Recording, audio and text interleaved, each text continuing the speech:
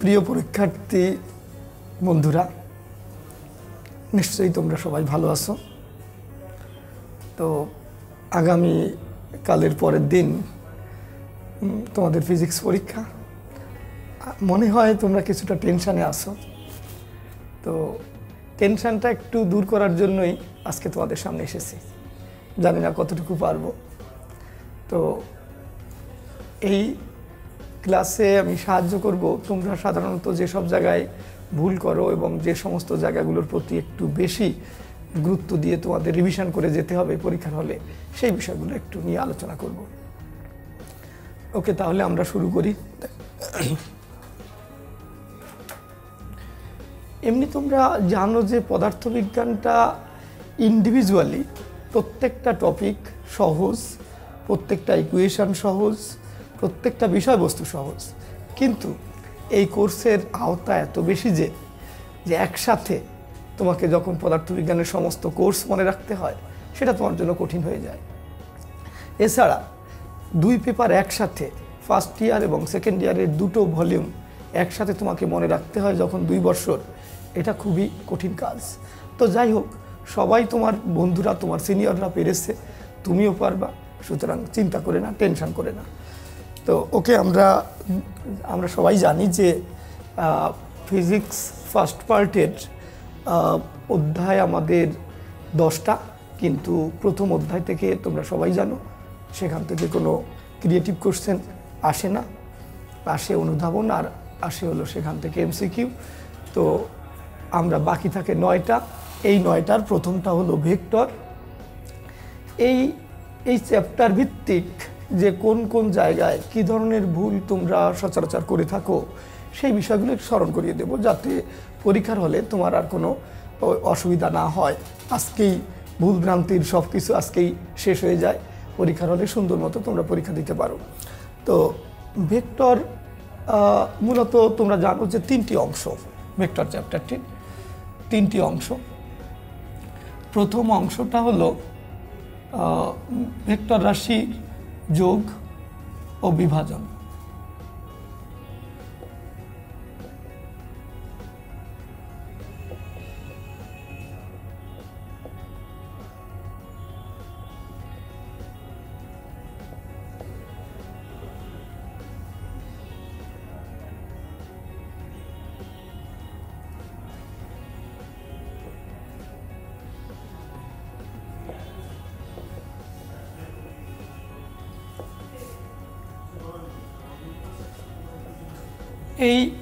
এই দুটো অংশকে সম্মিলিতভাবে, এই দুটো অংশের উপর দিয়ে বেশিরভাগ ক্ষেত্রে দেখা যায় ক্রিয়েটিভ কোশ্চেন করতে।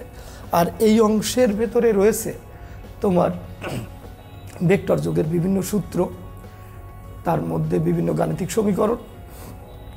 তো এখান থেকে কি ধরনের ক্রিয়েটিভ হয় তোমরা জানো যে দেখা যায় যে ওই নদী এবং নৌকা, সাঁতারু এবং নদী, এই সমস্ত বিষয়ের যে অঙ্কগুলো, এইগুলোই বেশিরভাগ পরীক্ষায় আসে। তো সেক্ষেত্রে ভুলটা আমরা কোথায় করে থাকি? যেমন ধরো, তোমাকে বলা হলো ক্ষুদ্রতম সময়ে নদী পার হওয়া যায় কোন শর্তে, বা ক্ষুদ্রতম দূরত্বে নদী পার হওয়া যায় কোন শর্তে। এরকম কিছু জায়গা থাকে যেগুলো একটু আমাদের হিসাব কিতাব করে লিখতে হয়। যেমন মনে করো, এটা একটা নদী, এই নদীর একটা বিন্দু আমি পাড়ে নিয়ে নিলাম, ও বিন্দু। এই ও বিন্দু থেকে তোমার এদিক বরাবর ভি বেগে একজন মাঝি যাত্রা শুরু করেছে এবং স্রোতের দিকের সাথে তার উৎপন্ন কোণ হচ্ছে আলফা। আর এইটা হলো তোমার সেই এদিক বরাবর ইউ, স্রোতের বেগ ইউ ধরুন। এই দুটোকে সন্নিহিত বাহু ধরে তুমি এখানে একটা সামান্তরিক এঁকে ফেললে। তো এখন এখান থেকে তোমার কি ধরনের প্রশ্ন আসতে পারে? প্রশ্ন আসতে পারে তোমার এই লব্ধি বেগ কত, তারপরে কোন দিকে যাত্রা করলে কম দূরত্বে নদী পার হতে পারবে, কোন দিকে যাত্রা করলে কম সময়ে নদী পার হতে পারবে, ইত্যাদি বিভিন্ন ধরনের কোশ্চেন। নদীর পাড় বরাবর কত দূরত্ব অতিক্রম করলো, এই ধরনের কোশ্চেনগুলো। তো লক্ষ্য করো যে আমাদের মূল শর্ত হলো নদী পার হতে প্রয়োজনীয় সময় কত, সেই সময়টা। লব্ধি বেগটা তো তোমরা জানো যে সামান্তরিক সূত্র অনুসারে এই লব্ধি বেগ বি হবে। এই লব্ধি বেগের ভি সমান তুমি জানো √(of B square plus U square plus 2uv cos alpha. এটা ছিল তোমার লব্ধি বেগের। আবার এই থিটা, লব্ধি বেগ যদি থিটা কোণ উৎপন্ন করে তাহলে তুমি সেই সামান্তরিক সূত্র অনুসারে ট্যান থিটা সমান লিখতে পারবা Q V sine alpha divided by U plus V cos alpha. তো যাই হোক, এর সমস্ত ফর্মুলা তোমার জানা আছে।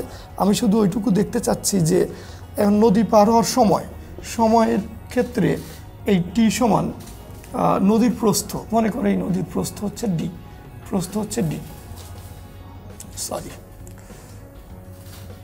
নদীর প্রস্থটা হচ্ছে ডি।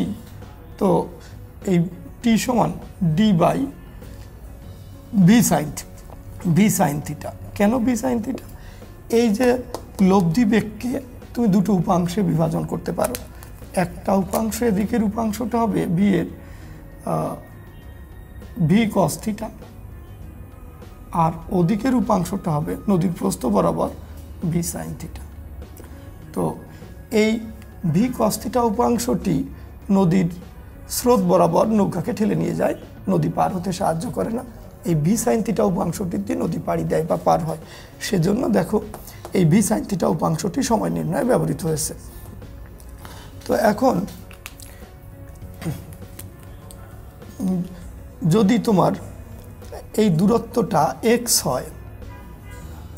হয়, তাহলে তুমি এখান থেকে ধরে নিলাম আমরা এই দূরত্বটা এক্স, এই নদীর পাড় বরাবর অতিক্রান্ত দূরত্ব। তো সেক্ষেত্রে এখন কম সময়ে যদি তুমি চাও এখানে যে ক্ষুদ্রতম সময়ে নদী পার হবা, তাহলে তোমার এই ভাগফলটার মান কম হতে হবে। তো ভাগফলটার মান কম হতে হলে ভি সাইন থিটার মান কম হতে হবে। তো ভি সাইন থিটার মান এই সাইন থিটার এটা বেশি হতে হবে, ভি সাইন থিটা বেশি হতে হবে। তার মানে সাইন থিটার মান বেশি হতে হবে। সাইন থিটার সর্বোচ্চ মান কত জানো তুমি? 1 জানো। সাইন থিটা সমান তুমি জানো 1। তাহলে থিটা ইকুয়াল টু কত ডিগ্রি হবে? থিটা ইকুয়াল টু হবে 90 ডিগ্রি। থিটা সমান 90 ডিগ্রি হবে। তার মানে তোমার সাইন 91। তাহলে সুতরাং টি সমান হয়ে গেল তোমার ডি বাই ভি। অর্থাৎ এই শর্তটা হলো থিটা 90 ডিগ্রি হলে টি সমান হয় ডি বাই ভি। অর্থাৎ লব্ধি বেগ দিয়ে ভাগ করলেই এই শর্তটা পেয়ে যাচ্ছে। এইটা হলো ক্ষুদ্রতম সময়ে নদী পার হওয়ার শর্ত, ক্ষুদ্রতম সময়ে। তো গেল। আরেকটা হলো ক্ষুদ্রতম দূরত্বে নদী পার হওয়ার শর্ত। দেখো দূরত্বটা তুমি, আমি কি নিচে পাবো? আর দূরত্ব, অনুভূমিক দূরত্ব, নদীর পাড় বরাবর অতিক্রান্ত দূরত্ব যদি এক্স হয়, তাহলে তুমি লিখতে পারো এক্স সমান ভিটি। ভিটি মানে এই দিক বরাবর দুটো বেগ আছে। দেখো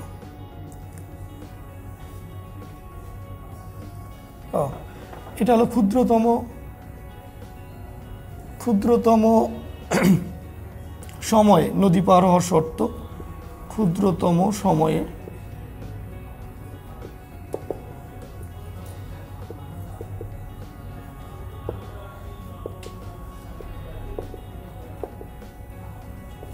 আর এবার আমরা একটু লক্ষ্য করি ক্ষুদ্রতম দূরত্বে কিভাবে পার হওয়া যায়। দেখো অনুভূমিক দূরত্বটাকে তুমি এক্স মনে করেছো, এক্স সমান তুমি লিখতে পারো ভিটি। তা ভি কোন ভি হবে? যে দিক বরাবর তুমি যাচ্ছ দূরত্ব সেই দিক বরাবর ভি। তাহলে ভি এর দুটো উপাংশ কাজ করে এখানে। দেখো একটা হলো ইউ নিজে আছে আর ভি কস থিটা আছে, এই দিক বরাবর। তো বেগ গুণ সময়। এখন এই দূরত্বটা ক্ষুদ্রতম হতে হলে এক্স কত হবে? 0 হবে। ক্ষুদ্রতম দূরত্বের ক্ষেত্রে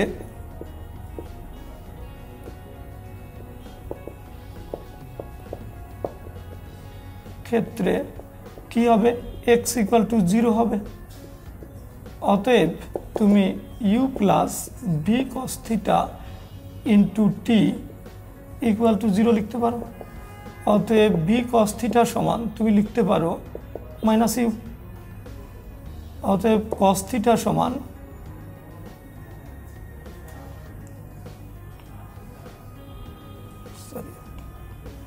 কস থিটা সমান তুমি লিখতে পারো কত,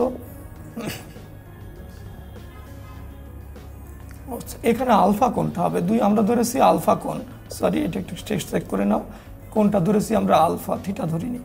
তাহলে কজ আলফা সমান minus u by v, u by v. অতএব আলফা সমান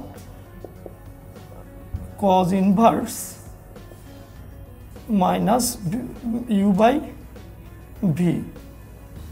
এইটা হলো তোমার সেই কম দূরত্বে নদী পার হওয়ার শর্ত, অর্থাৎ আলফার মানটা বের করে দিতে হবে। আলফা স্থূল কোণ হবে এখানে। এই দুটো সাধারণত এই দুটো জায়গায় একটু ভুল ত্রুটি হয়, এটা খেয়াল করবা তোমরা একটু ক্ষুদ্র। আর এমনি সাধারণ সূত্র হলো নদী পার হওয়ার ওই প্রয়োজনীয় সময় টি, নদীর প্রস্থ ডিভাইডেড বাই প্রস্থ বরাবর লব্ধিবেগের উপাংশ, প্রস্থ বরাবর লব্ধিবেগের উপাংশ।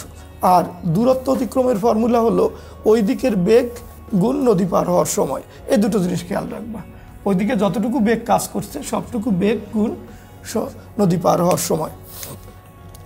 তাহলে দূরত্বের হিসাব আর বেগ নির্ণয়ের হিসাব, দূরত্বের হিসাব আর সময় নির্ণয়ের হিসাব তুমি পেয়ে গেলে।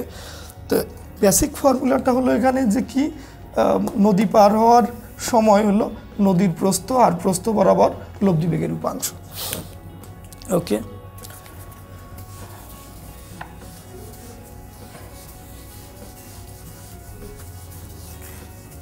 তোমরা এরপরে ভেক্টর বিভাজনের যে ফর্মুলাগুলো জানো, ওই লম্ব অংশে লম্ব উপাংশে বিভাজনটাই আমাদের বেশি কাজে লাগে।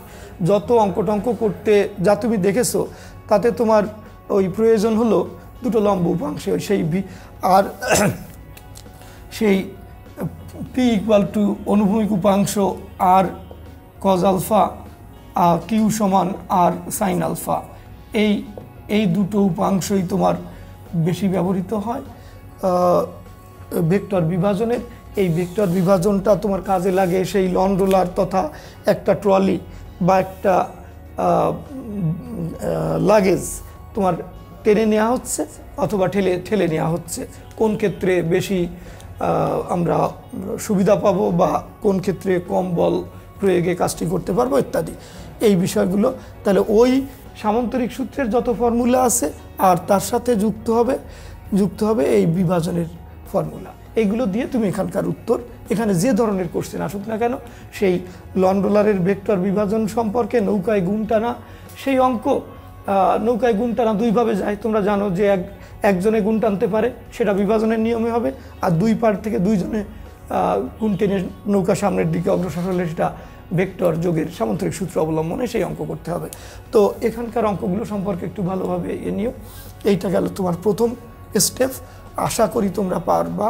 তাহলে দুটো টার্গেট পয়েন্ট ছিল, ক্ষুদ্রতম দূরত্বে নদী পার হওয়া, ক্ষুদ্রতম সময়ে নদী পার হওয়া, সেটা গেল।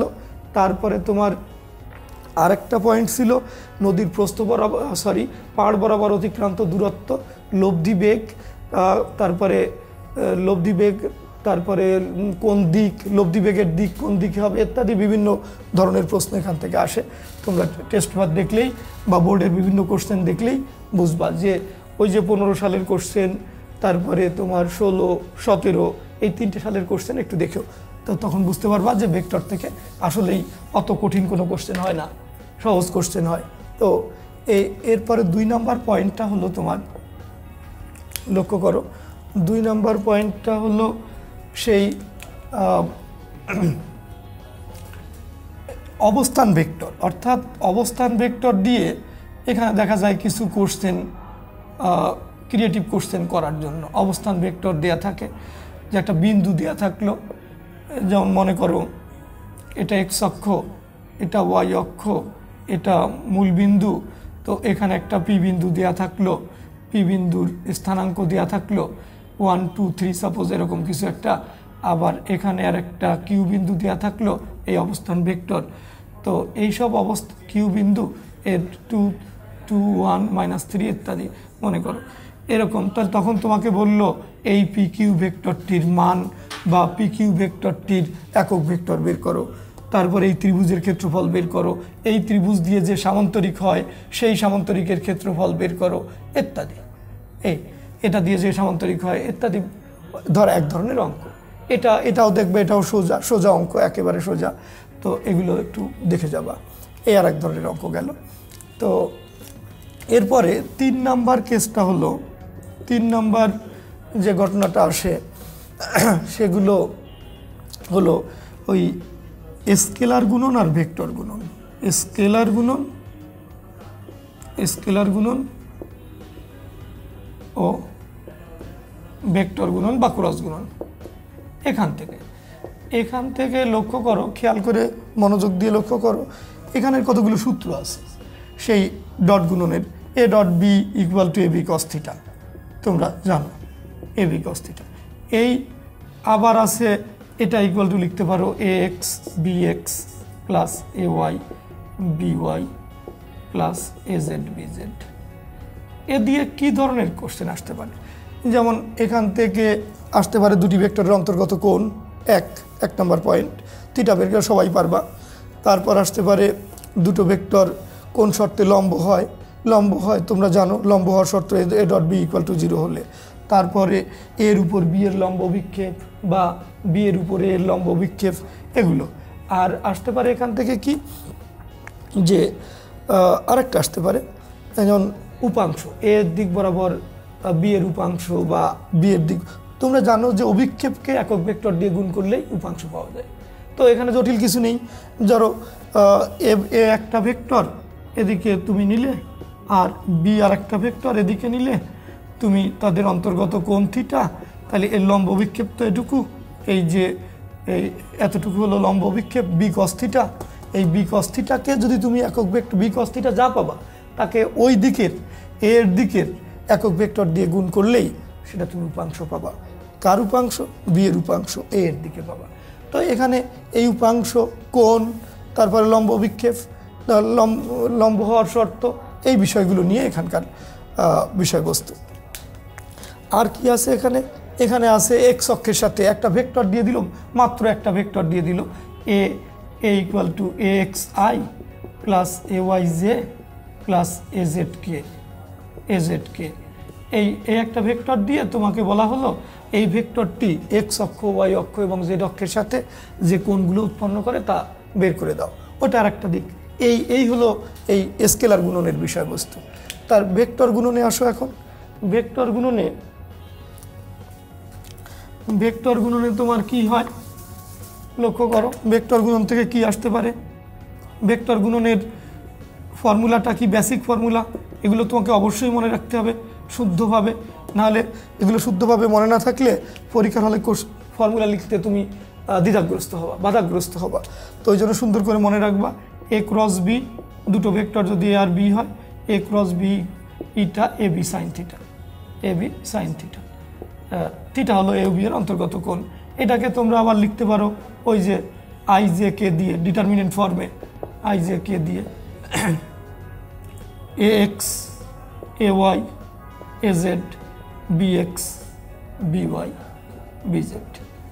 এটা আমি একটু দ্রুত যাচ্ছি কারণ সব বিষয় সব জায়গাতে একটু বলে দেওয়ার চেষ্টা করব। তো এখন এই তো মূলত ফর্মুলা। আর একটা ফর্মুলা হচ্ছে সামান্তরিকের ক্ষেত্রফল, তারপরে সমান্তরাল হওয়ার শর্ত ইত্যাদি। তো এখন এখান থেকে কি ধরনের কোশ্চেন আসতে পারে? প্রথম যে এ ও বি এর উপর লম্ব একটা একক ভেক্টর বের করো, অথবা এ ও বি এর উপর লম্ব একটা ভেক্টর বের করো। এ ও বি এর উপর লম্ব একটা ভেক্টর বের করো, সেইটা হলো এ ক্রস বি সমান করলেই যেটা পাবা সি ভেক্টরটি, সেটাই এর উপরে লম্ব হবে।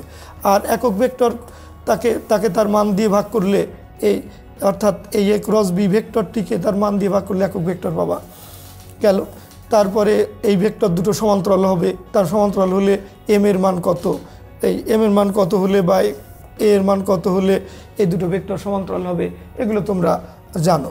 তারপরে আসে সামান্তরিকের ক্ষেত্রফল। তোমরা জানো যে দুটো ভেক্টরের ক্রস গুণনের মান হচ্ছে ওই ভেক্টর দুটোকে সন্নিহিত বাহু ধরে অঙ্কিত সামান্তরিকের ক্ষেত্রফল।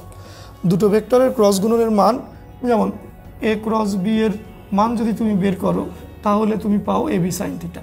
এই এ বি সাইন থিটা হলো এ আর বিকে সন্নিহিত বাহু ধরে অঙ্কিত সামান্তরিকের ক্ষেত্রফল। সামান্তরিকের ক্ষেত্রফল বের করতে বলতে পারে, আবার তোমাকে বলতে পারে এ বিকে কর্ণ ধরো, এ বিকে কর্ণ ধরে যে সামান্তরিকটা গঠন করা যায় তার ক্ষেত্রফল বের করো, তখন সেটা হবে এটার অর্ধেক।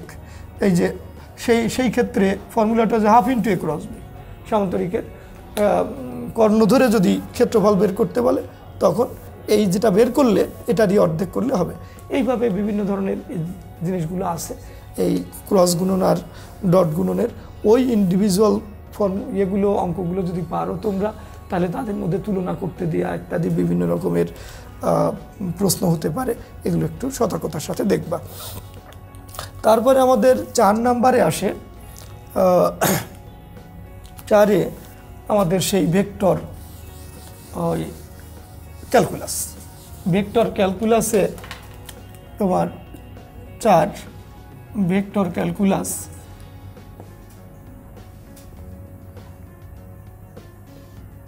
এখান থেকে আমি আগেও বলেছি তোমাদের, এখান থেকে ক্রিয়েটিভ কোর্সের তেমন একটা দেখা যায় না আসতে। তারপরেও ভেক্টর ক্যালকুলাসে ওই যে নেবলা ভেক্টর ডিফারেন্সিয়াল অপারেটর, এটা কাকে বলে, এটা কি আসতে পারে একটু নলেজে, এই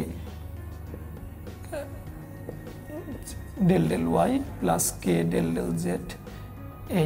এখান থেকে তোমার ওই যদি ক্রিয়েটিভ কোর্সে না আসে তাহলে এইটার উপরে ভিত্তি করে অবস্থান ভেক্টর দিয়ে দিল একটা, মনে করো যে x i plus y j plus z k, এটা দিয়ে বিভিন্ন ধরনের, যেমন এই আর এর গ্রাডিয়েন্ট বের করো, বা আর না দিয়ে কোনো একটা ভেক্টর দিল তার গ্রাডিয়েন্ট বের করো, তার ডাইভারজেন্স বের করো, তার কার্ল বের করো, বা পয়েন্ট দিয়ে দিল এত পয়েন্টে গ্রাডিয়েন্ট কত, এত পয়েন্টে ডাইভারজেন্স কত, এত পয়েন্টে কার্ল কত।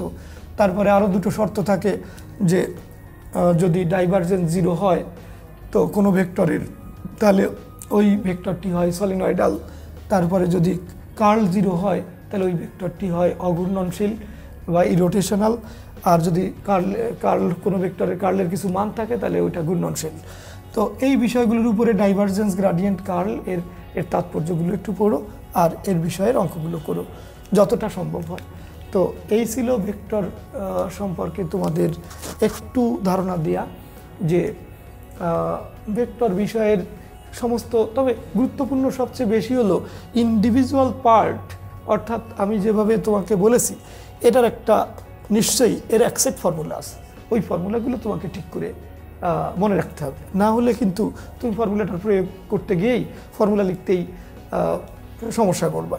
তো ওই জন্য ফর্মুলাগুলো তুমি ঠিকমতো মনে রাখবা। এই সেটের এক গ্রুপ ফর্মুলা আছে, ভেক্টর এই তোমার স্কেলার গুণন ও ক্রস গুণনের আরও কিছু ফর্মুলা আছে, তাদের কিছু শর্ত আছে, ওইগুলো পার্ট বাই পার্ট তুমি মনে রাখবা, কারণ সুন্দরভাবে যাতে পরীক্ষার হলে তুমি যাতে সেটিংটা ঠিক করে সাপ্লাই পাও। যদি তুমি সুন্দর করে যখন পড়বা তখন যদি গোছালোভাবে না পড়ো, সাজিয়ে না পড়ো, তাহলে তোমাকে ওই হঠাৎ করে মস্তিষ্কে তুমি যদি চাও তাহলে তো পাবা না সাপ্লাই। সেই জন্য যখন শিখবা তখন থেকেই তুমি কিন্তু সুন্দর করে সাজিয়ে সাজিয়ে শিখবা। যেমন বিভিন্ন ফোল্ডার করে করে তুমি কম্পিউটারে জিনিস রাখো, ওই রকম আলমারিতে যেমন বিভিন্ন তাকে বিভিন্ন তোমার প্রয়োজনীয় জিনিসগুলো রাখো, যেমন প্রয়োজনে যাতে দ্রুত খুঁজে তুমি বের করতে পারো, ঠিক একইভাবে প্রত্যেক চ্যাপ্টারের ফর্মুলাগুলোকে তুমি কিন্তু সুন্দরভাবে সাজিয়ে নেবা, যে এই অংশ 3টে অংশ আছে এই চ্যাপ্টারের, এই অংশের জন্য আমার এই কয়েকটি ফর্মুলা, এই অংশের জন্য এই কয়েকটি ফর্মুলা, এই অংশের জন্য এই কয়েকটি ফর্মুলা। এই ফর্মুলাগুলো তুমি ঠিকভাবে সেট করে নেবা যাতে তোমার মস্তিষ্ক খুব দ্রুত তোমাকে সময় মতো সাহায্য করতে পারে। তো এই ছিল। এরপরে তোমার আসে দ্বিতীয়, আমরা ভেক্টর শেষ করে ফেললাম মোটামুটি আলোচনা। তবে একটু খেয়াল রাখবা, যে কোনো অঙ্ক করে গ পার্টে অবশ্যই তার একক সঠিকভাবে লিখতে হবে। যদি তুমি এককটা ঠিক মতো না লেখো তাহলে তোমার 1 নাম্বার কাটা যাবে কিন্তু। আর তুমি জানো যে বিভিন্ন শিক্ষকরা হয়তো তোমাদের বলে দিয়েছেন যে যদি তুমি ডেটা টেবুলেট করে ডেটাগুলো ঠিক মতো টেবুলেট করো, একই ইউনিটে নিতে পারো, তারপরে ফর্মুলাটা ঠিক মতো লিখতে পারো, তাহলেই তুমি 1 নাম্বার পেয়ে যাবা। আর যদি এই ফর্মুলার ডেটাগুলো বসাতে পারো তাহলে তুমি 2 নাম্বার পাবা। আর যদি শুদ্ধ উত্তর ক্যালকুলেশন করো তাহলে একক সহ তাহলে 3 নাম্বার পাবা। এর কোনোটা বাদ থাকলে তো আর সেইভাবে নাম্বার কাটা যাবে। তো আমি আশা করি তোমরা ঠিকভাবে সব পারবে। তো তাহলে আমরা ভেক্টর অংশটুকু চ্যাপ্টারটুকু আমরা শেষ করে ফেললাম। এখানে আর দীর্ঘায়িত করব না। ভালো হতো যদি তোমাদের প্রশ্ন থাকতো আর তার উত্তর আমি দিতে পারতাম, তাহলে ভালো হতো। যে আমি সাধারণ একটা আলোচনা করে দিয়েছি, এখন তোমার ভিতরে কিছু প্রশ্ন এসেছে, সেই প্রশ্নগুলোর উত্তরও যদি আমি সাথে সাথে দিতে পারতাম তাহলে আমি আত্মিক শান্তি পেতাম, আমার ভালো লাগতো। কিন্তু এই পদ্ধতিতে সেটা তুমি পাচ্ছ না।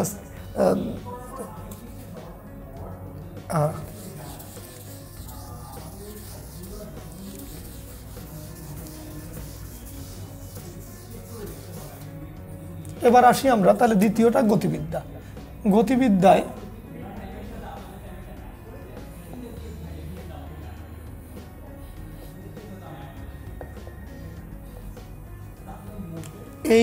গতিবিদ্যায় তোমাকে আগে খোঁজ করতে হবে শুরুতেই গতিবিদ্যা অংশটি চ্যাপ্টারটিতে কয়টা অংশ আছে, সেই অংশগুলো তোমাকে আগে চোখ বন্ধ করে মনে করতে হবে। গেলো, তুমি মনে করলে এখানে দেখলে তিনটে মূল অংশ, 3টা মূল অংশ, 4টাও বলতে পারো। তো আমি একটা করে বলে দিচ্ছি। প্রথম অংশটা হলো তোমার নবম দশম শ্রেণীতে পড়া অংশ, যে বিভিন্ন গতির সমীকরণ। ওই গতির সমীকরণগুলো যেন তুমি সঠিকভাবে লিখতে পারো, সঠিকভাবে প্রয়োগ করতে পারো। তো এই গতির সমীকরণগুলো তোমরা পড়েছো, সাধারণ গতির সমীকরণগুলো, যেমন 1 নাম্বার গতির সমীকরণ দিয়েই ওই 9-10 পর্যায়ের অঙ্কগুলো। গতির সমীকরণে 1 নাম্বার ছিল v = u + at, তোমরা জানো, আমরা v নট দিয়ে এখানে ইন্ডিকেট করি। তারপরে s = v not t, v not দিয়ে লিখি, v not t + half at square. তারপরে ছিল v স্কোয়ার সমান v নট স্কোয়ার + 2as। তারপর ছিল তোমার s = u v + v not + v u + v আর কি বাই 2 × t। আর একটা ছিল t-তম s t t h = v not + 2t - 1/2 × a। এটা এই সমীকরণগুলো নিয়ে যে 9-10 লেভেলের যে অঙ্কগুলো সমাধান করেছো, ওই ধরনের একদম সহজ আসলে ওইগুলো আসতে পারে। ঠিক 9-10-এর যে ম্যাট্রিক পরীক্ষা দেওয়ার সময় যে প্রস্তুতি নিয়েছিল সেইগুলো নিয়ে। তো এই সমীকরণটা সেখানে ছিল না। তো এর আবার ওই পড়ন্ত বস্তুর ক্ষেত্রে তুমি লিখতে পারো, খাড়াভাবে নিক্ষিপ্ত বস্তুর ক্ষেত্রে লিখতে পারো। তারও 2 সেট সমীকরণ আছে, পড়ন্ত বস্তুর একটা, ঊর্ধ্বে খাড়াভাবে নিক্ষিপ্ত বস্তুর ক্ষেত্রে একটা, এগুলো তোমরা জানো। আর 2 নাম্বার হলো গ্রাফ পদ্ধতি।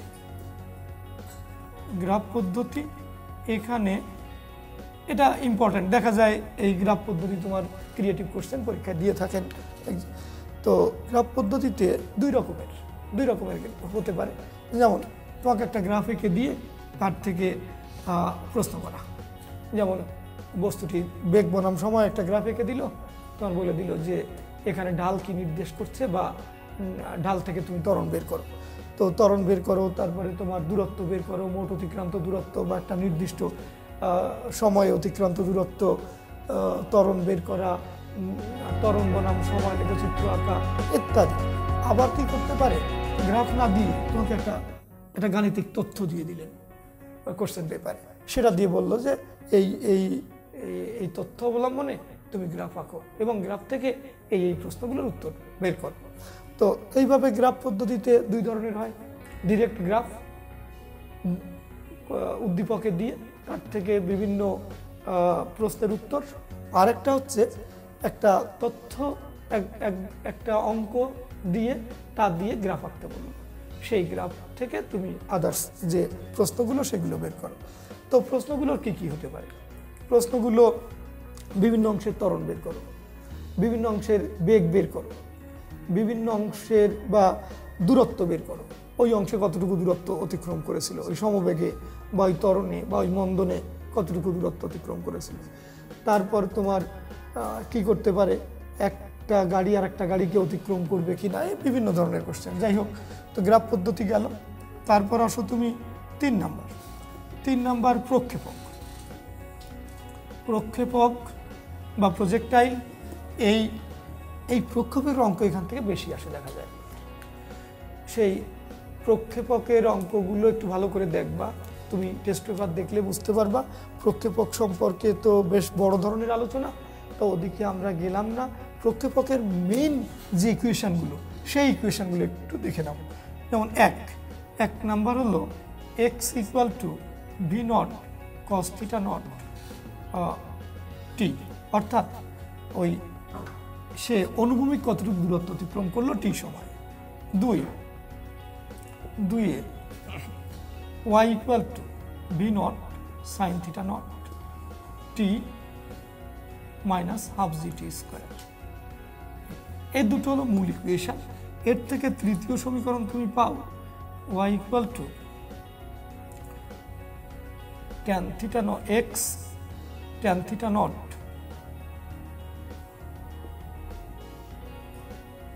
Minus g x square divided by 2 v naught square cos square theta naught. এটা একটা।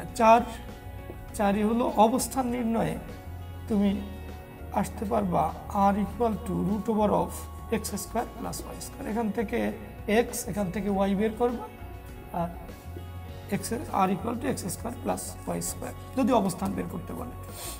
তো 5 নাম্বারে দেখো, বেগ যদি বের করতে বলে তাহলে তুমি ভি এক্স বের করো, টি সময়ে পরে বেগ কত, তাহলে তুমি জানো v naught cos theta naught, আর এরপরে ওয়াই অক্ষ বরাবর বেগ v naught sine theta naught minus g t. এই ফর্মুলা এখান থেকে যদি তোমাকে ভি বের করতে বলা হয়, ওখান থেকে যদি তুমি ভি বের করতে চাও তাহলে root over of V X square plus V Y square প্রায় আসে। দেখা যায় যে টি সময় পরে বেগ বের করো, তাহলে এই দুটো বের করে ভি এক্স ভি ওয়াই বের করে এই ফর্মুলা দিয়ে বেগ বের করবা। তারপরে বিচরণ কাল, তারপরে তোমার অনুভূমিক পাল্লা, তারপরে তোমার সর্বোচ্চ উচ্চতা, বিভিন্ন রকমের প্রজেক্টাইল আছে। তোমরা সেই 4 ধরনের প্রজেক্টাইলে এই সমীকরণগুলো কিভাবে কাজ করে সেগুলো দেখবা। আবার একটা ফুটবলের ভর দিয়ে বলতে পারে যে এটার ক্ষেত্রে তুমি সেই শক্তির নিত্যতা সূত্র পালিত হচ্ছে কিনা তুমি সেটা ব্যাখ্যা করো। তো শক্তির নিত্যতা সূত্র তো অবশ্যই পালিত হবে। যেমন তুই যেখান থেকে নিক্ষেপ করলে ওইখানে গতিশক্তি বিভব শক্তি বের করবা, ওখানে বিভব শক্তি 0, তারপরে গতিশক্তি তুমি পাবা যেহেতু ভি জানো, ভর দেওয়া আছে ফুটবলে। তারপরে আবার সর্বোচ্চ উচ্চতায় বের করবা, তারপরে যখন পড়ে যাবে মাটিতে আঘাত করবে গিয়ে ওইখানে বেগ আবার সর্বোচ্চ হবে, ওখানেও গতিশক্তি বিভব শক্তি তা বের করবা। তো এই যোগ করে করে দেখবো সব জায়গায় সমান হয়েছে। তার মানে প্রক্ষেপকের ক্ষেত্রেও শক্তি নিত্যতা সূত্র পালিত হচ্ছে। তাছাড়া তুমি এও জানো যে সর্বোচ্চ উচ্চতায় বেগের উলম্ব উপাংশ 0 হয়। তো উলম্ব উপাংশ 0 হওয়ার জন্য সর্বোচ্চ উচ্চতায় বেগ হয় সর্বনিম্ন এবং গতিশক্তি হয় সর্বনিম্ন, আবার সর্বোচ্চ উচ্চতায় বিভব শক্তি হয় সর্বোচ্চ, ইত্যাদি বিভিন্ন তথ্যগুলো এই প্রজেক্টাইলে আছে। প্রজেক্টাইলের জগৎটা একটু বেশ বড়, তা তোমরা মাথা ঠান্ডা করে ফর্মুলাগুলো মাথায় সেট আপ করে নেবা সুন্দর করে, যাতে ওই পরীক্ষার হল নামক একটা কঠিন জায়গায় যাতে দ্রুত তুমি ফর্মুলাগুলো সাপ্লাই পাও। সেইগুলো তুমি ওই যখন সাজাবা মাথার মধ্যে মস্তিষ্কে, সেই সময় খুব সতর্কতার সাথে তুমি ফর্মুলাগুলো সাজিয়ে ফেলবা, যাতে খুব দ্রুত তোমার মস্তিষ্ক তোমাকে সাপ্লাই দিতে পারে ওই প্রয়োজনীয় সূত্রগুলো। তো গেল এই চ্যাপ্টারের আরও একটা অংশ থাকে, সেই ঘূর্ণন গতি। ঘূর্ণন গতি আমরা ঘূর্ণন গতির যে কেন্দ্রমুখী বল, কেন্দ্রমুখী ত্বরণ, তো এই বিষয়গুলো কোনো কোনো বইতে, এই গতিবিদ্যায় কোনো কোনো বইতে বা ওই চতুর্থ অধ্যায়ে আলোচিত হয়েছে। তো ঘূর্ণন গতিরও কিছু ফর্মুলা আছে। তো ইউজুয়ালি দেখা যায় ঘূর্ণন গতির থেকে কোশ্চেন কম আসে। তোমরা সাধারণ যে বিষয়গুলো আছে ঘূর্ণন গতি থেকে ওগুলো একটু দেখে নেবা, যে কেন্দ্রমুখী ত্বরণ, কেন্দ্রমুখী বল, এই বিষয়গুলো একটু দেখবা। চতুর্থ অধ্যায়ে গিয়ে আমি এই কেন্দ্রমুখী বলের প্রয়োগ সম্পর্কে একটু দেখাবো, তোমাদের আলোচনা করব। তো তাহলে ফোন এখন অফ রাখবো এখন। ওকে, তাহলে এই গতিবিদ্যা অধ্যায়ের তোমরা একটা আউটলাইন পেয়ে গেলে। তো জরুরি কথা, যেটা আগেও বলেছি তোমার জন্য খুবই ইম্পর্টেন্ট কথা, প্রত্যেকটি চ্যাপ্টারের ওই অংশ ভিত্তিক ফর্মুলাগুলো তোমার একেবারে সাজানো থাকতে হবে। কারণ পরীক্ষার হলে তো তোমার ওই ভাবনা চিন্তার অত বেশি অবকাশ পাওয়া যায় না। তো যদি ফর্মুলাগুলো তোমার গ্রিফে না থাকে, ভালো করে তোমার আয়ত্তে না থাকে, তাহলে ওই দুঃসময়ে কিভাবে তুমি পাবা সঠিক সাহায্য। ওকে, তাহলে গেল গতিবিদ্যা অংশ, এটাই ছেড়ে দিলাম এখানে। এরপরে আমরা আসি চতুর্থ অধ্যায়ে নিউটনীয় বলবিদ্যা, এটা আমরা শেষ করলাম।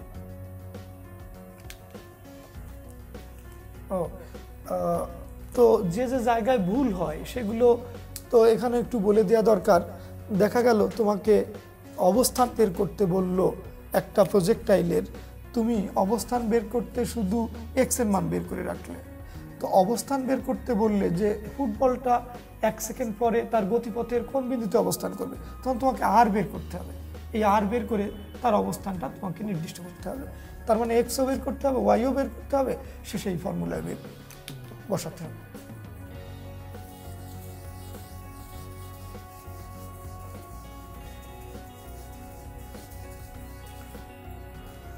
এরপর আসুন নিউটনীয় বলবিদ্যা।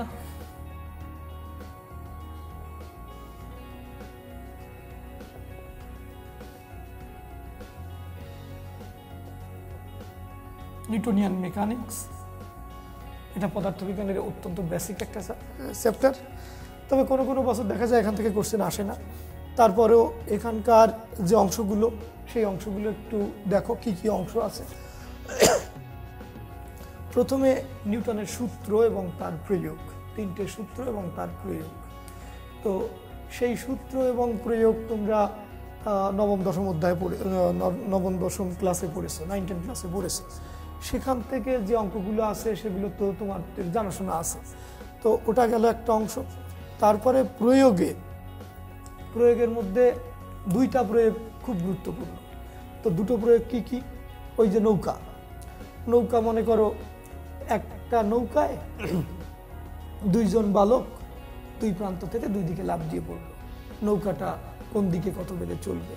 তাহলে ওটা দেখলে তুমি 3টি বস্তুর ক্ষেত্রে ভরবেগের নিত্যতা সূত্র ওখানে কাজ করবে। তো সেই তোমার ফর্মুলাটা তখন হয়ে যাবে m1u1 plus m2u2 plus m3u3 equal to m1v1 plus m2v2 plus m3v3 ইত্যাদি। এইভাবে 2টো বস্তুর ক্ষেত্রে হলে তুমি তো আগেই পারো, 3টে বস্তুর এই এক্সাম্পল দিলাম। তো এরপর আছে রকেট কিভাবে চলে, রকেটের গতির সমীকরণ, সেখান থেকে 2-3টে অঙ্ক একটু করে রাখবা রকেটের গতির সমীকরণগুলো দিয়ে। তো প্রথম অংশটা তাহলে কি বললাম? নিউটনের গতিসূত্র এবং তার প্রয়োগ। নিউটনের গতিসূত্র ও এর প্রয়োগ। এই যে প্রজেক্টাইল একটু আগে পড়ালাম, প্রজেক্টাইলের সাথেও এটা একত্রিত করে দিতে পারে। যেমন মনে করো একটা গাছের ডালে একটা পাখি বসে আছে, পাখিটিকে একজন শিকারী তীর নিক্ষেপ করলো, পাখির ভর দেয়া আছে, তারপরে ওই পাখিটি বুলেটকে অনুভূমিকভাবে যে বিদ্ধ করলো। তারপর পাখিটি ভূমিতে গিয়ে সেই গাছের গোড়ায় পড়বে না দূরে কোথাও পড়বে।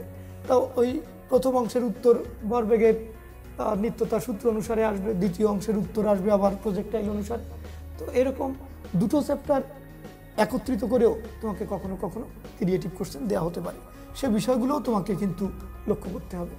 এরকম ব্রিজ করা যায় কিনা, একটা চ্যাপ্টারের সাথে আরেকটা চ্যাপ্টারের হুক আপ বা লিঙ্ক আপ করা যায় কিনা, ওইগুলো একটু মাথার মধ্যে খেয়াল রাখতে হবে। যেমন ওই ভরবেগের নিত্যতা আর প্রজেক্ট টাইম একসাথে মিক্স আপ করা যায়। 2 নাম্বার পার্টটা হলো তোমার এখান থেকে জড়তার ভ্রামক, ও চক্রগতির ব্যাসার্ধ।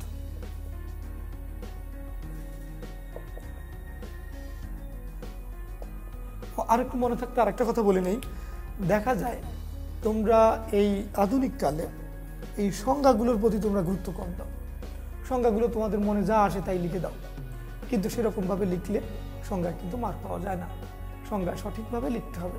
সংজ্ঞাটা যে একেবারে টু দি পয়েন্টে লেখো তাতে কোনো সমস্যা নেই, সংক্ষিপ্তভাবে লেখো তাও সমস্যা নেই, কিন্তু সঠিক হতে হবে। সংজ্ঞার প্রতি অবহেলা করা যাবে না, তাহলে তোমার 1 নাম্বার চলে যাবে। তো আর অনুধাবনের কথা, অনুধাবনের উত্তর যে গাণিতিক যুক্তির সাহায্যে বা পদার্থবিজ্ঞানের যে নীতি অবলম্বনে ওই উত্তরটা আসবে সেই নীতি উল্লেখ করে লিখতে হবে, তাহলে তোমার উত্তরটা সঠিক হবে এবং সঠিক মার্ক তুমি পাবে।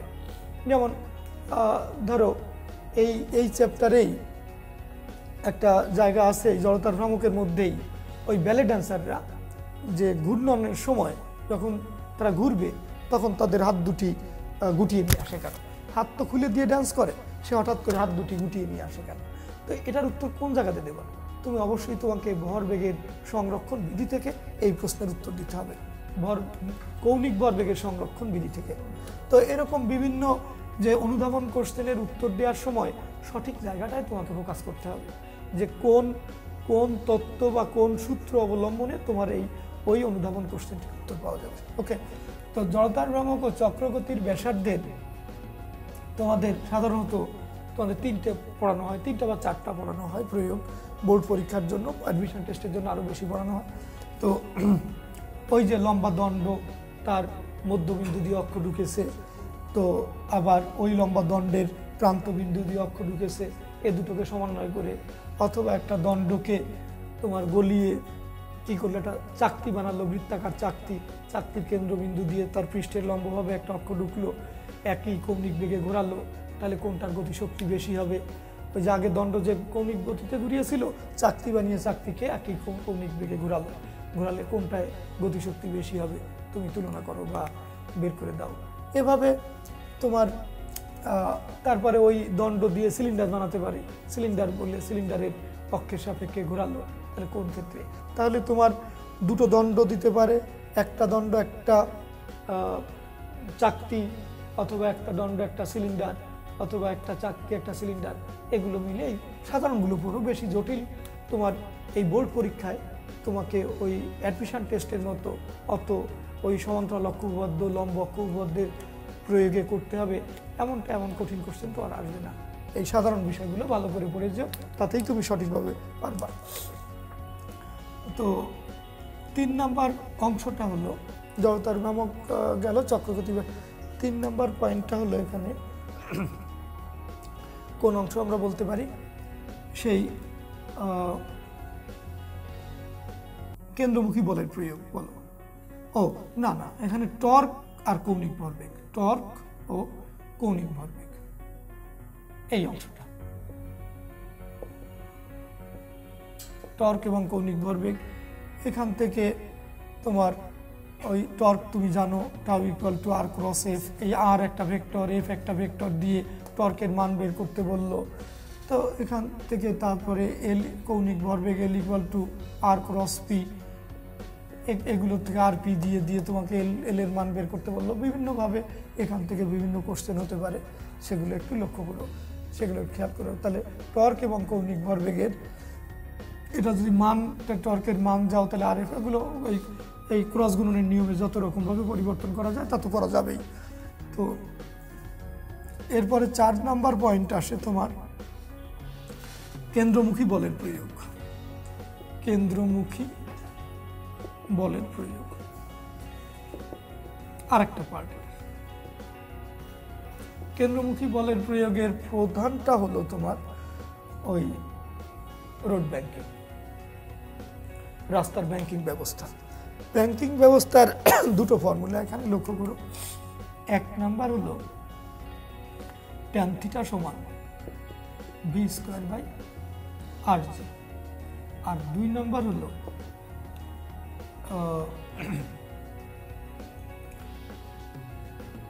এইচ বাই ডি সমান সাইন থিটা। তো তোমরা জানো এইচ হলো সেই ব্যাংকিং হাইট আর ডি হলো রাস্তার প্রস্থ। তো এখান থেকে লিখতে পারো H equal to D sine theta. বেশ ভালো কথা। তো এই দুটো ফর্মুলা দিয়েই কিন্তু এখানকার ক্রিয়েটিভ কোশ্চেন হতো, এখানে আর কিছুই নেই। তবে তোমাদের প্রতি যে নির্দেশটা সেটা একটু খেয়াল করো যে কোনো কোনো ক্ষেত্রে তোমরা থিটা ক্ষুদ্র হলে এই সাইন থিটা আর ট্যান থিটা সমান করে দাও। তো আমার সাজেশনটা হলো থিটার মান বের করে তারপর এখানে থিটার মান বসাবা, সাইন থিটা ট্যান থিটা সমান করে না দেওয়ার জন্য বললাম। তো অনেক সময় ব্যাংকিং কোণ এই একেবারে ছোট হয় না, দেখা যায় 7-8 ডিগ্রি 10 ডিগ্রিও হতে পারে। সেই কারণে তোমরা এই ট্যান থিটা সাইন থিটা সমান করবে না, সেক্ষেত্রে ইন্ডিভিজুয়াল কাজ করবে। থিটার মান এখান থেকে বের করে এখানে ব্যাংকিং হাইট সেলে এখান থেকে থিটার মানটা বের করে এই ফর্মুলায় বসিয়ে বা এই ফর্মুলায় বসিয়ে ব্যাংকিং হাইটটা বের করবে। তো গেল এখানে, এটা শেষ হয়ে গেল। তারপর কেন্দ্রমুখী বলের আরেকটা প্রয়োগ আছে। যেমন মনে করো তুমি একটা বস্তুকে সুতায় বেঁধে অনুভূমিক তলে ঘোরাচ্ছ, সেক্ষেত্রে সব বিন্দুতে তার গতিপথের সব বিন্দুতে সুতার টান একই হবে। আবার ওই বস্তুটাকে তুমি অনুভূমিক বৃত্তাকার পথে না ঘুরিয়ে উলম্ব তলে ঘোরালে সেক্ষেত্রে তোমার সুতার টান এক এক জায়গায় এক এক রকম হবে। সেখানে সুতার টানের ফর্মুলাটা মনে রেখো, আর ওই অনুভূমিক গতির ক্ষেত্রেও সুতার টানের ফর্মুলাটা মনে রেখো।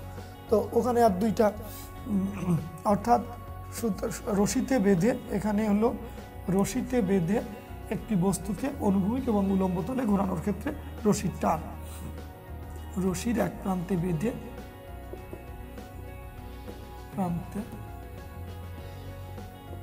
একটি বস্তু বেঁধে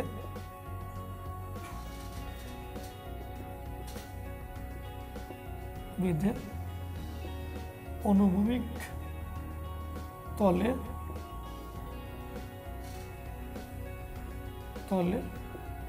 এবং উলম্ব তলে ঘোরানো।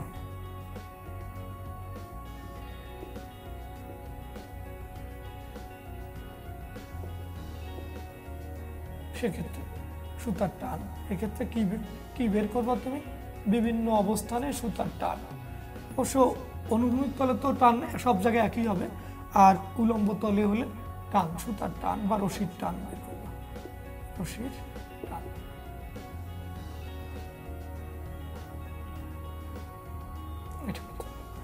তো এটা একটা গেল, একটা অংশ গেল কেন্দ্রমুখী বলের প্রয়োগ। এইটুকুই পড়লে হবে কেন্দ্রমুখী বলের প্রয়োগে। আর এরপরে আসে সংঘর্ষটা একটু বলে দিই। এটা 5 নম্বর পয়েন্ট। এই চ্যাপ্টারটি বড়, তোমরা জানো নিউটনীয় বলবিদ্যা অংশটি বেশ বড়। তো সেক্ষেত্রে আমরা এর আরেকটা অংশ পাবো। আরেকটা অংশ হলো 5 নম্বর অংশ। এই 5 নম্বর অংশে কি বললাম? সংঘর্ষ। তোমাদের একমাত্রিক স্থিতিস্থাপক সংঘর্ষ তোমাদের সিলেবাসে আছে। তো যদি সংঘর্ষটি দ্বিমাত্রিক হয়, যদি তোমার পরীক্ষায় আসে, তাহলে তখন তুমি কি করবা?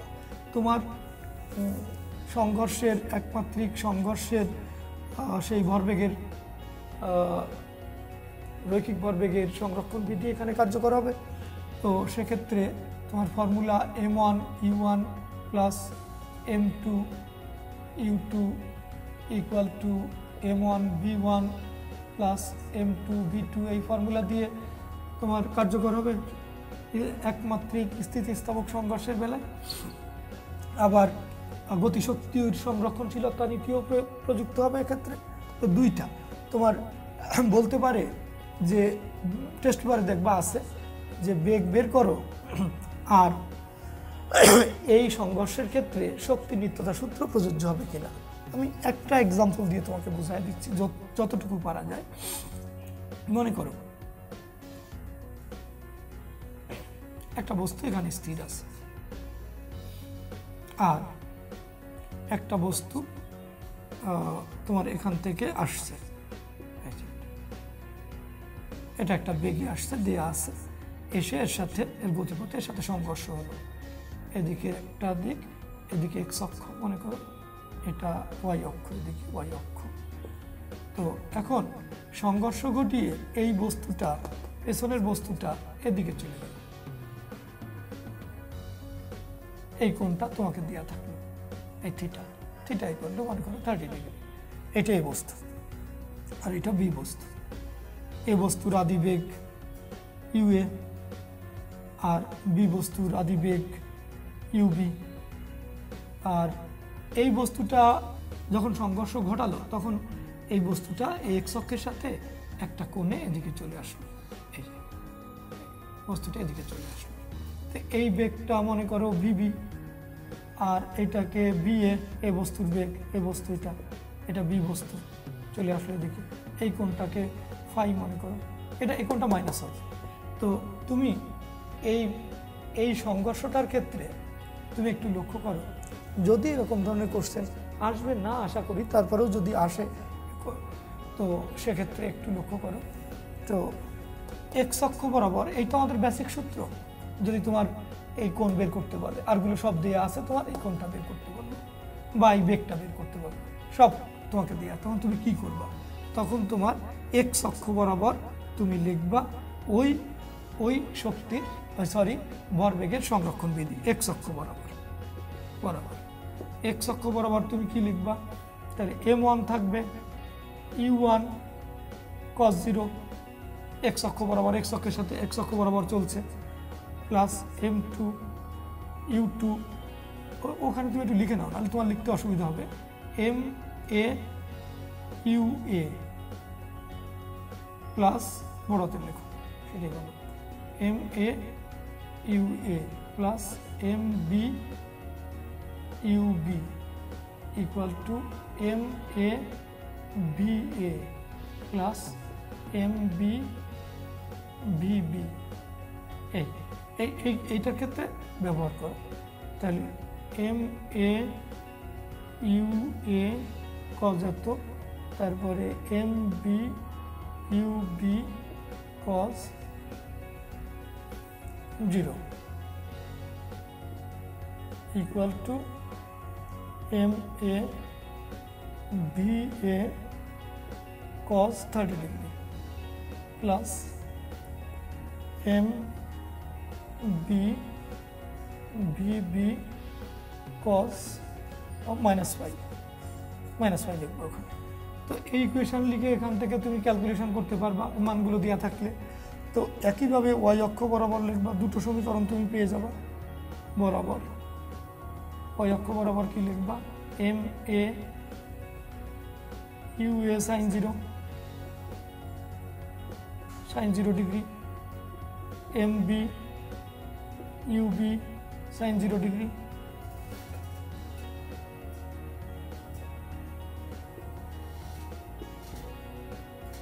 ইকুয়াল টু এটা লিখবা ma ba sin 30 ডিগ্রি, আর ওটা লিখবা mb bb sin of -5 লিখবা, -5 লিখে এই দুটো ইকুয়েশন সলভ করে এখান থেকে তুমি ওই যদি বি বের করতে বলে তাহলে বিবি পাবা, আর যদি তোমাকে এই কোণ বের করতে বলে কোণও পাবা। দুটো সমীকরণ থেকে দুটো বের করে ফেলতে পারবা। তারপরে যদি শক্তির নিত্যতা বলে তা তোমার তো সব জানাই আছে, শক্তির নিত্যতা মানে গতিশক্তির নিত্যতা লিখবা, এটার ক্ষেত্রে ওইটার ক্ষেত্রে, সংঘর্ষের আগে সংঘর্ষের পরে, এটার গতিশক্তি দ্বয়ের যোগফল ওটার গতিশক্তি দ্বয়ের যোগফলের সমান হলে শক্তি নিত্যতার সূত্র পালিত হবে। এই ছিল নিউটনীয় বলবিদ্যায় আমাদের আলোচ্য বিষয়। এবার আসি আমরা কাজ ক্ষমতা শক্তিতে। তো ওইটুকু তোমাদের আবার বলে দিচ্ছি যে এই অংশ অনুসারে ফর্মুলাগুলো তোমাকে কিন্তু আয়ত্তে রাখতে হবে। প্রত্যেকটা অংশ তার ফর্মুলা তোমার মাথার মধ্যে সেট আছে কিনা ওটা তোমাকে আস্ক ইউরসেলফ, বারবার তোমাকে জিজ্ঞাসা করে দেখো যে ওই অংশটা মনে করো যে পদার্থবিজ্ঞানের প্রথম পত্রের নিউটনীয় বলবিদ্যা অধ্যায়ে আমি জড়তার ভ্রামক অংশটুকু আমি মনে করতে চাচ্ছি। তো জড়তার ভ্রামক অংশটুকুতে কি কি ফর্মুলাগুলো আছে, সেই ফর্মুলাগুলো তুমি মনে করতে পারো কিনা। যদি না পারো তাহলে ওটা একটু স্মরণ করিয়ে নেবা, ঠিক করে আয়ত্ত করে নেবা। গেল।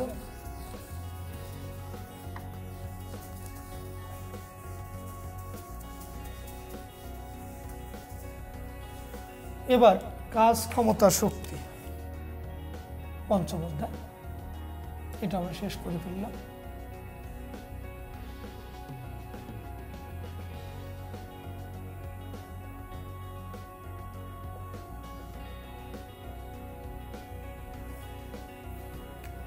আজকে জাস্ট তোমাদের ওই বেসে দিচ্ছি, বলে দিচ্ছি যে অনেক সময় তোমরা কি হয়, তোমরা বই খুলে নিয়ে মনে দ্বিধাদ্বন্দ্ব থাকে যে কোন জায়গার থেকে আসলে ক্রিয়েটিভ কোশ্চেন আসতে পারে, ওইগুলো অনেক সময় ফাইন্ড আউট করতে তোমাদের কষ্ট হয়।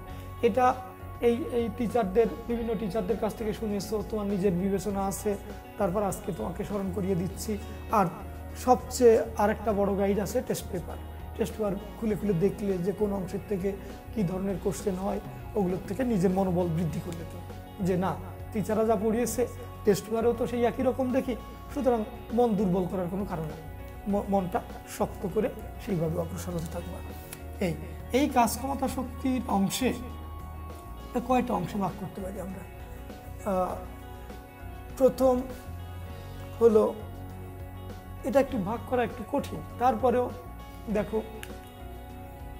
এখানে সাধারণত আমি দেখেছি যে ওই কুয়ার অঙ্কগুলো কাজ, ক্ষমতা, শক্তিতে, আর আনত তলে গতিশীল বস্তুর ক্ষেত্রে শক্তির নিত্যতা বিধি, এই এই এই দুই ধরনের অঙ্ক এখান থেকে বেশি আসে। তো তোমরা এখানে কাজ, ক্ষমতা, শক্তির প্রথম অংশে ওই কাজ কাকে বলে, ক্ষমতা কাকে বলে, শক্তি কাকে বলে, সংরক্ষণশীল, অসংরক্ষণশীল বল কাকে বলে, এদের মধ্যে পার্থক্য কী, আর এখান থেকে যে এই যে গতিশক্তি, বিভব শক্তি, তারপরে কাজ শক্তি উপপাদ্য, তারপরে শক্তির নিত্যতা, এগুলো মিলে এক ধরনের অঙ্ক। তাতে সেই অঙ্কগুলোর মধ্যে ওই দেখা যায়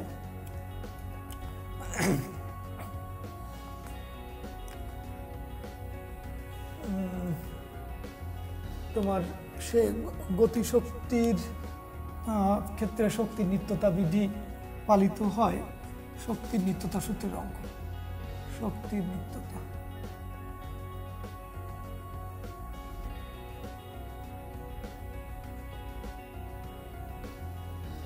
এটা এই জায়গাটা একটু ফোকাস করতে পারো ভালো। আর ওই কুয়ার অঙ্ক, যে পানি সেচ দেওয়ার বা রিজার্ভ ট্যাঙ্ক থেকে ছাদের উপরে পানি তোলা ইত্যাদি বিষয়ক অঙ্কগুলো। আর একটা হচ্ছে আনততলে গতি। তো শক্তির নিত্যতা সূত্র তোমার তো কার্যকর হয়, তোমাদের সাধারণত পড়িয়েছি তিনটা জায়গায়। একটা মুক্তভাবে পড়ন্ত বস্তুর ক্ষেত্রে, একটা হলো সরল দোলকের ক্ষেত্রে, আর একটা হলো তোমার ওই আনততলে গতিশীল বস্তুর ক্ষেত্রে।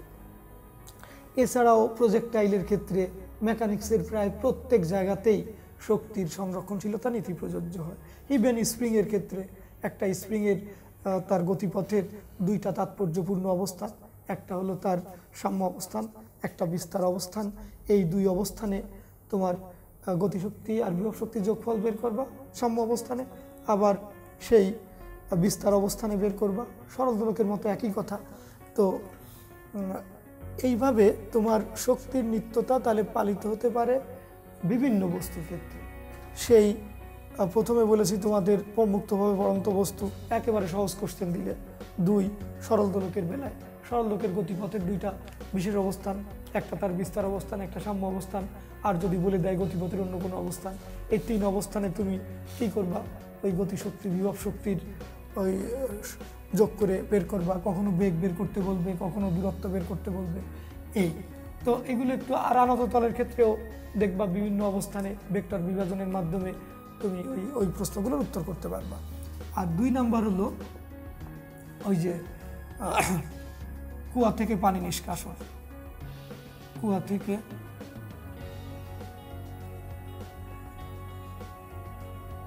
পানি নিষ্কাশন।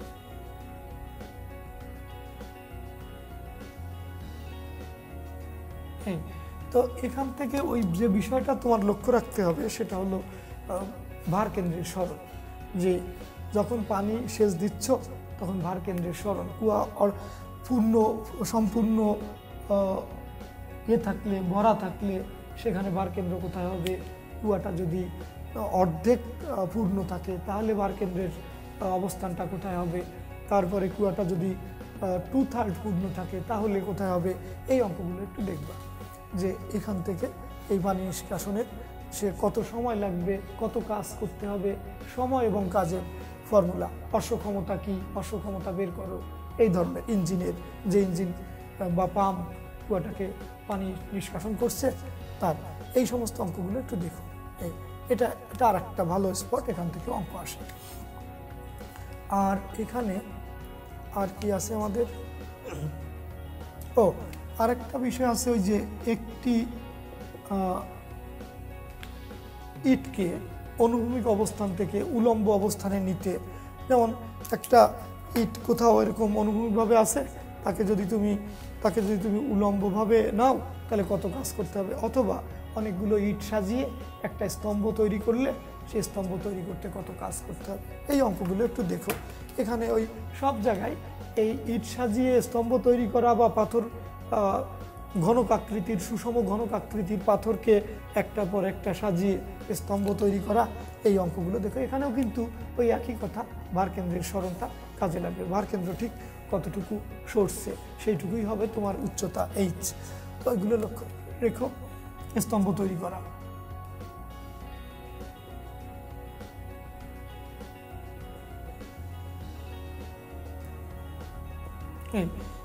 এই সমস্ত বিষয়গুলো একটু লক্ষ্য করো এখান থেকে, এবং তোমার এখানে তোমাকে গাইড করতে পারবে টেস্ট পেপার দেখে বিভিন্ন বোর্ডের বিভিন্ন টিচারগণ, শিক্ষকগণ ওই টেস্ট পরীক্ষায় যে কোশ্চেনগুলো দিয়েছে সেগুলো একটু দেখো।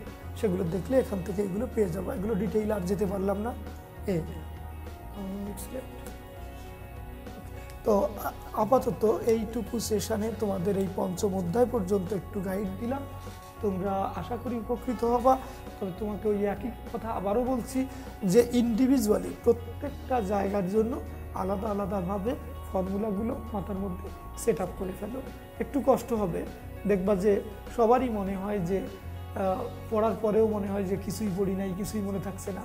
এই কথাটা ঠিক না। তোমার ওই মনে হয়, আসলে তুমি সবই মনে করতে পারবা, সবই মনে থাকবে।